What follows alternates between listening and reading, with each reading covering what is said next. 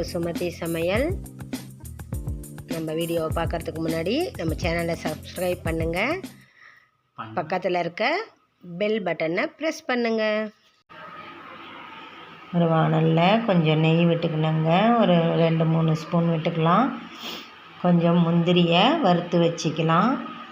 Beetroot halwa செய்கிறதுக்கு நான் பீட்ரூட்டை துருவி வச்சுருக்கிறேன்.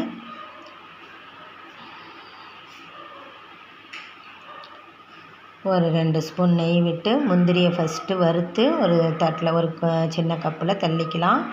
பீட்ரூட் துருவி வச்சுருக்கிறேன். இந்த பீட்ரூட்டை இப்போ நம்ம அந்த நெய்யிலையே சேர்த்துட்றோம். முந்திரி எடுத்துக்கிட்டு அந்த நெய்யிலையே சேர்த்துட்றோம். பீட்ரூட்டை கொஞ்சம் நேரம் வதக்கணுங்க. நெய்யிலையே வதங்கணும். வதங்கின உடனே நல்லா வதக்கணும். ஒரு 10 நிமிஷம் இந்த நெய்யெல்லாம் அப்சர்வ் ஆகிற அளவுக்கு நல்லா வதக்கிடணும். இப்போ நம்ம ஒரு அரை டம்ளர் பால் விட்டுடலாம். பாலில் இது கொஞ்சம் வேகணுங்க. இந்த பீட்ரூட் பாலில் வேகணும். நல்லா வெந்து அந்த தண்ணியெல்லாம் அப்சர்வ் ஆகிற அளவுக்கு வெந்தவுடனே சர்க்கரை, பால் எடுத்த அளவு சர்க்கரை, அரை டம்ளர் சர்க்கரை, அரை டம்ளர் பால், அரை டம்ளர் சர்க்கரை. இந்த சர்க்கரை கொஞ்சம் தண்ணியானோடனே ஒரு 10 நிமிஷம் அது சர்க்கரையில் கொஞ்சம் இதுவாகணும். அது தண்ணி வெளியே அந்த தண்ணியெல்லாம் இந்த மாதிரி தண்ணி ஆகிடும்.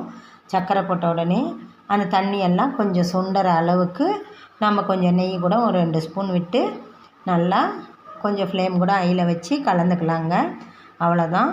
இன்னும் ஒரு 5 நிமிஷம் கலந்தால் பீட்ரூட் அல்வா ரெடி ஆகிடுச்சு. நம்ம ஆல்ரெடி வறுத்து வச்சுருந்த முந்திரியை போட்டு டெக்கரேஷன் பண்ணிக்கலாம். பீட்ரூட் அல்வா ரெடி ஆகிடுச்சு. சூப்பராக இருக்கும். நம்ம பால் ஊற்றி செய்ததால் ரொம்ப டேஸ்ட்டாக இருக்கும். குழந்தைங்களுக்கெல்லாம் ரொம்ப ஹெல்த்து, கலர்ஃபுல்லாக இருக்கும், நல்லா இருக்குங்க. பீட்ரூட் அல்வா செய்து பாருங்கள். ரொம்ப ஈஸி தாங்க.